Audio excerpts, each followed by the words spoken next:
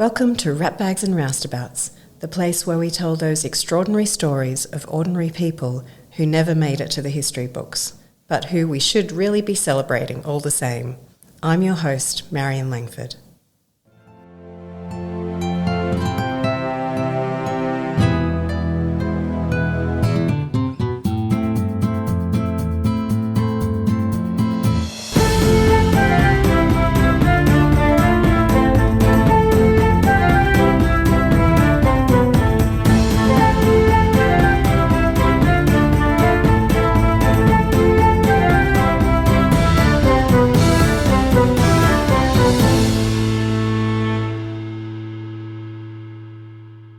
If you ask my family, they would certainly be quick to say I can be a bit of a ratbag at times.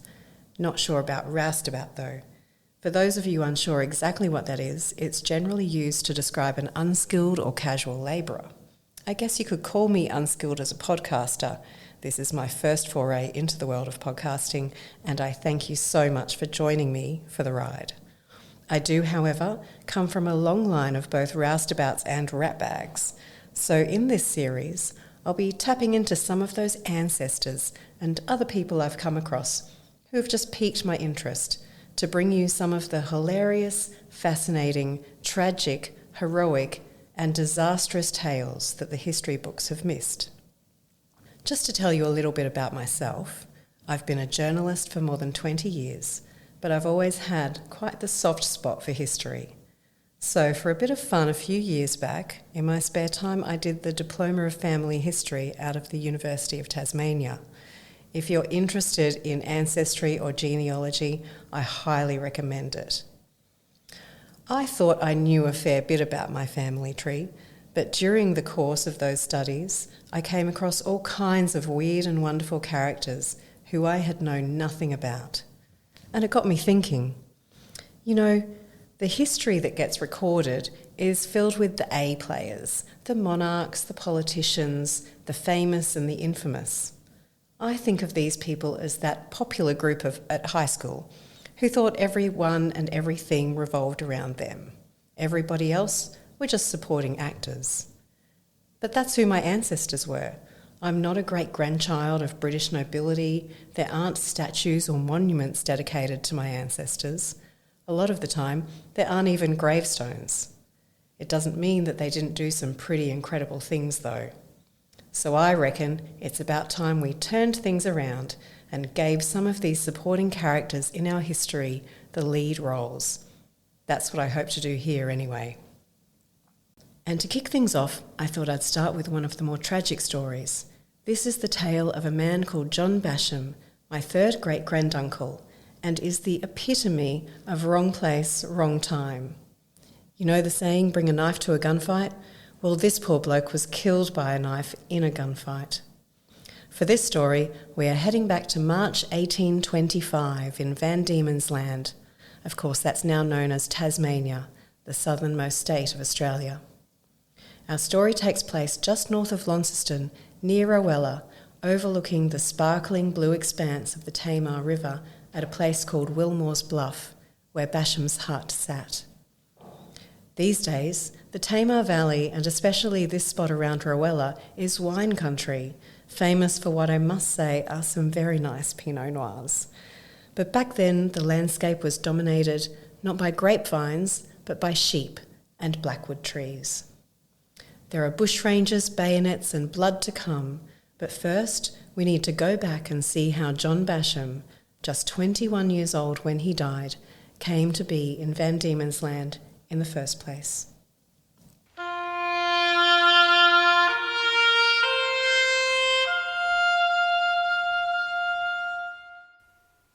John was born in London in 1803 to Xenophon and Sarah Basham. Xenophon was a butcher by trade, and he and Sarah ended up with 5 children, 4 born in England and 1 surprise son who was born in Launceston in 1818 when Sarah was an impressive 49 years old. But before then, in 1811, things took a turn for the worse when Xenophon was found with a forged £5 banknote. Now, a bit of background here. The Napoleonic Wars at the beginning of the 19th century left the Bank of England short of gold. So for the first time, banknotes were created for low denominations. £1 and £2 notes were first issued in 1797. But these were ripe for forgery, which of course had disastrous consequences for the British economy. So the crime of forgery was at that time punishable by death. Soon, though, they were executing so many people for it that a rethink was in order. So they changed the punishment so that prisoners could do a deal and plead guilty of being found in possession of a forged banknote. Instead of being sent to the gallows then, they were sent to New South Wales for 14 years. And that's exactly what happened to Xenophon in 1811. The records from the Old Bailey are very short and to the point. It just says, Xenophon John Basham was indicted for that he, on the 1st of April, feloniously had in his custody and possession a certain forged banknote for the payment of £5. He, knowing the same to be forged and counterfeit. To this indictment, the prisoner pleaded guilty, transported for 14 years. Xenophon was somewhere between 37 and 39 years old at the time. In his convict records, it describes him as 5'3" and 3/4. I reckon we could just call him 5'4", with blue eyes and greying brown hair.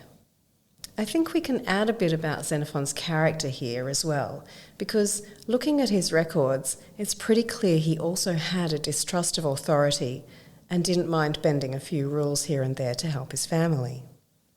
The first time we see this is before he even left England. He was sent to a hulk in Portsmouth called the Captivity, but within a few months he managed to escape, possibly going back home to Sarah and the kids, or possibly just staying on the run. Now, this doesn't mean he was some master escape artist. At the time, the prisoners who were housed on the hulks as they awaited transportation were put to work. They did a lot of different jobs around the docks. So escaping was fairly easy and pretty common. That said, the courts weren't too pleased when it happened. So just 5 months after he was sent to the hulks on October 31, 1811, Xenophon escaped.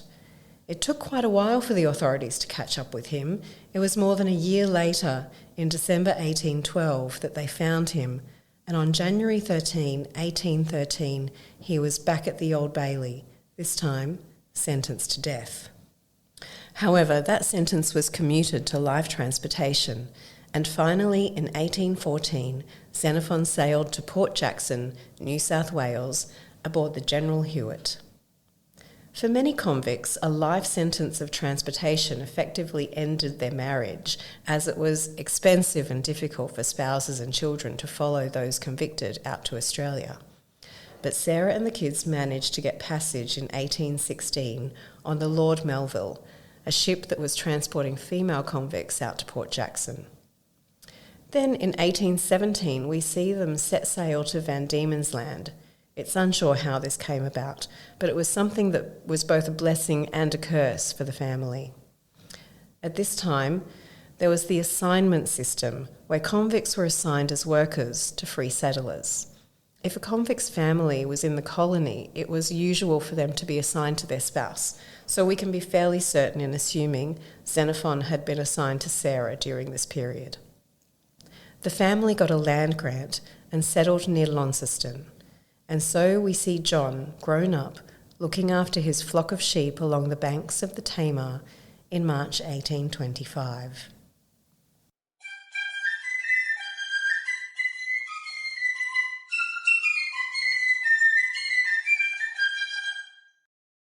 This was a pretty wild era for Van Diemen's Land.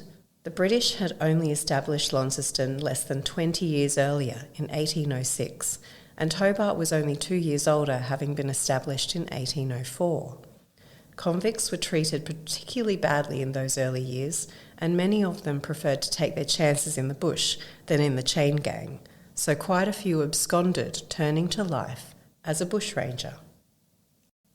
In 1824, George Arthur arrived as the new governor just after Van Diemen's Land was declared a separate colony from New South Wales, and his focus was on establishing law and order among convicts and settlers alike. in a place where really those in charge, it could be argued, were more criminal in their actions than their prisoners. The same year, though, the brutal treatment of convicts at Macquarie Harbour saw 13 prisoners escape into the bush, led by a man called Matthew Brady. And really, for 2 years until his eventual arrest and execution, we have this personal war between Governor Arthur and Brady, which inadvertently caught poor John Basham up in the crossfire. By most accounts, Matthew Brady was not a bad guy. He saw injustice and hypocrisy in the authority figures who governed the island and refused to live under their rule anymore. But he also held his gang of bushrangers to a certain standard, and if they didn't abide by his rules, they were cast out. He was particularly strict about the treatment of women. At a time when women in the colony were routinely raped and assaulted without much regard, he wouldn't tolerate the ill treatment of women by any of his fellow outlaws. An example of this can be seen with his long-standing hatred of another bushranger, Thomas Jeffries. Jeffries was colloquially known as the Monster. He was a murderer, a cannibal, and a serial rapist. Jeffries was originally in Brady's gang, but Brady cast him out over his fondness for assaulting women. As an aside, our poor Basham family was also indirectly involved in a later run-in with Jeffries, which I'll discuss in a future podcast. I'll give you a bit more info on that at the end of this episode. But back to Brady and Governor Arthur. Brady hated Arthur, and Arthur hated Brady. The reward Arthur set for Brady's capture increased rapidly through this time, jumping from £10 to $50 after this disaster at Basham's hut. What's also interesting is that Governor Arthur added an extra incentive into the reward. Anyone giving information that would lead to Brady's capture would also receive their ticket of leave, essentially becoming a free man, which was a very tempting offer for a convict at that time.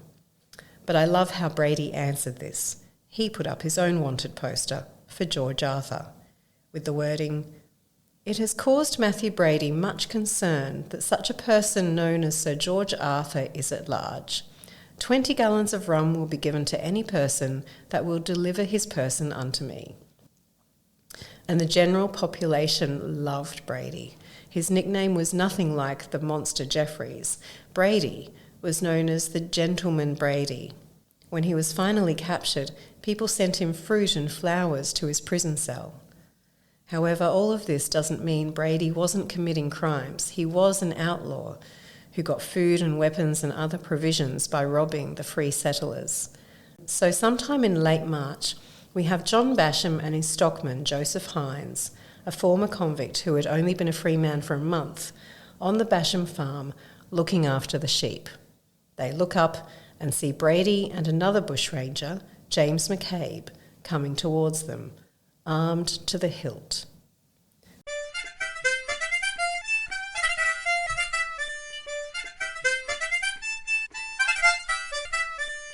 There's no one around, no one for miles, so Basham and Hindes have no choice but to do what the bushrangers say. They hold them captive in Basham's hut for 3 days. Now, none of the reports mentioned this next detail, but I came across it in my research.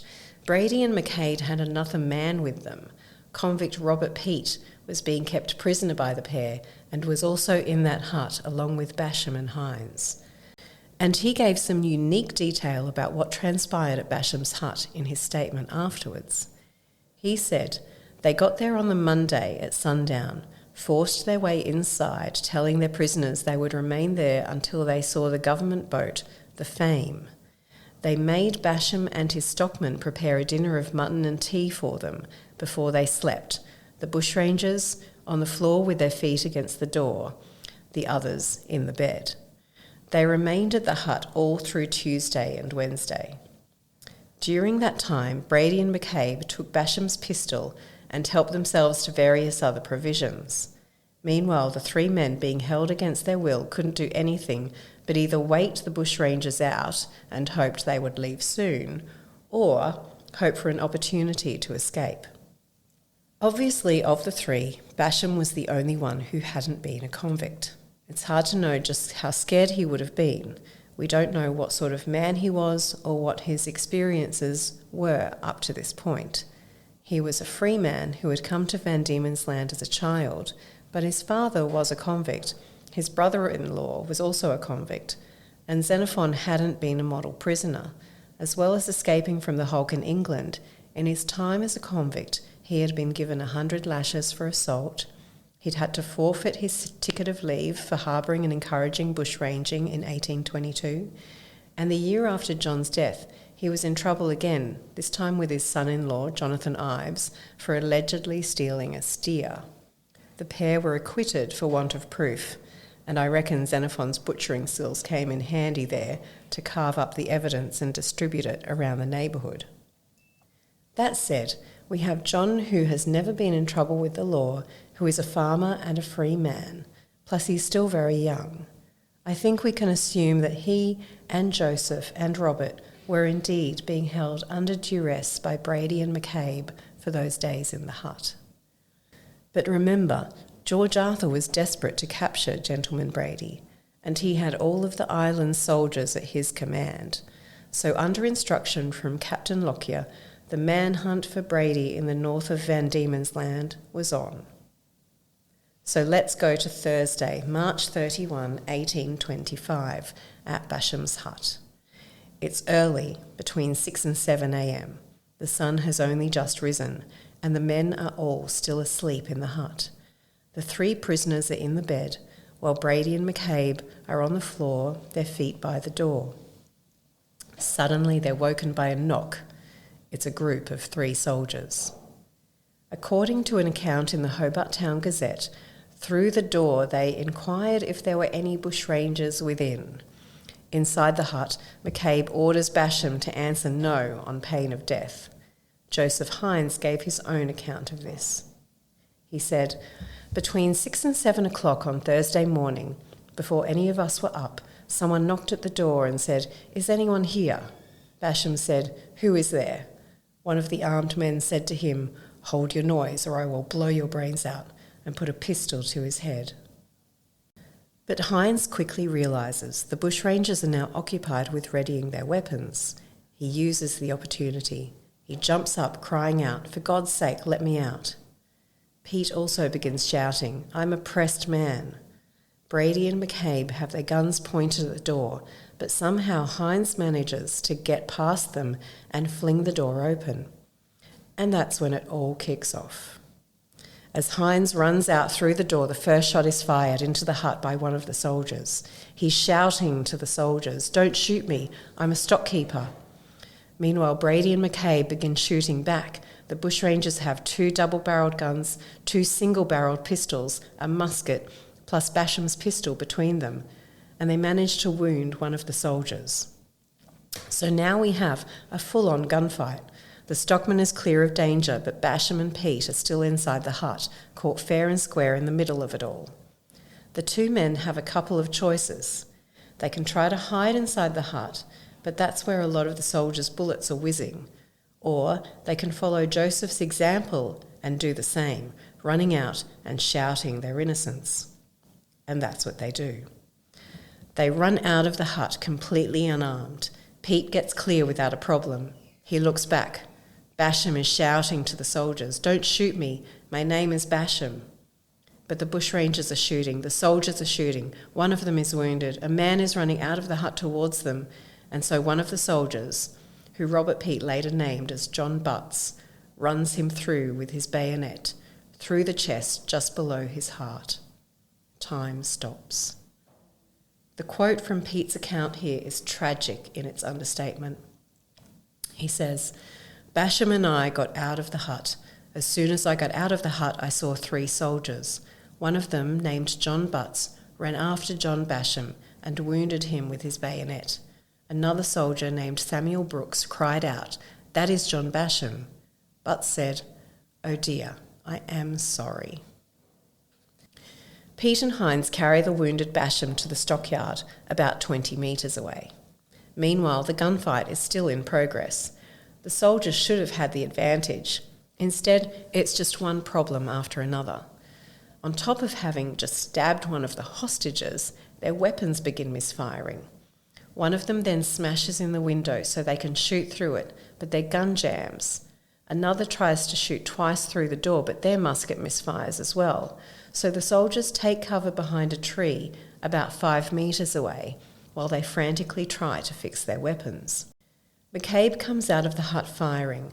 Butts manages to fire back, but when it comes to the actual bushranger, he misses his mark. Then Brady comes out, and despite their proximity and weaponry, the soldiers don't as much as graze the outlaws, who make their escape, disappearing into the bush.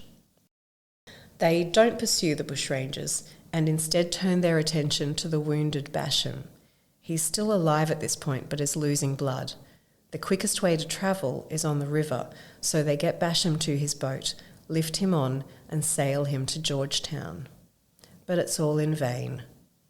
Basham is mortally wounded, and he dies in all likelihood in the boat on the sparkling Tamar River.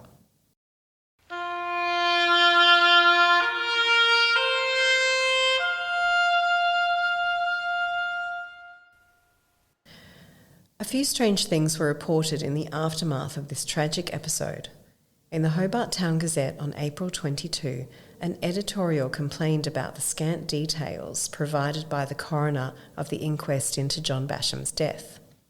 And another letter to the editor in the Tasmanian and Port Dalrymple Advertiser talks about the body being left for 4 days before being examined, quote, at such a season and in such a climate as this. It goes on to say, the public mind has been much agitated, sir, on this subject, for independent of the coroner's attention or neglect in the holding of the inquest, and the peculiarity of the circumstances under which Basham met his death, it seems that the brother-in-law of this unfortunate young man has been deprived of his ticket of leave, which he held and turned into government employ. That is referring to Jonathan Ives, who was a convict married to John Basham's sister Sarah. Various articles seem to hint that a closed inquest with a jury made up of people in the government and military's employ may be trying to cover up such an embarrassing situation as a soldier mistakenly killing a free settler instead of the bushranger that was such a prize and who slipped out of their grasp as a consequence. None of this can have looked good for Governor Arthur. Settlers already had bushrangers to be fearful of. Did they now also have to worry about soldiers attacking them, thinking they were bushrangers? Brady was captured a year later by John Basham, who is most famous for founding the city of Melbourne. Apparently, when Basham called on Brady to surrender, Brady asked him if he was an officer. "I'm not a soldier," Basham replied. "I'm John Basham. And if you raise that gun, I'll shoot. There's no chance for you." Brady then said back to him, "My time's come, Mr. Basham. I surrender to you, but I'd never give in to a soldier." Brady was led to the gallows on May 4, 1826, as many of the onlookers openly wept for him. But for the Bashams, their grief and their tears were kept for John. Xenophon died just 2 years later at the age of 55. His death notice doesn't say how he died. John's sisters Martha and Sarah stayed in Tasmania, but his brothers, William and Samuel, moved to South Australia in the 1840s, where the Basham name is now synonymous with the Victor Harbour region there. Meanwhile, matriarch Sarah Basham, who left her life in London to move her children to the other side of the world in order to follow her husband, outlived him by decades.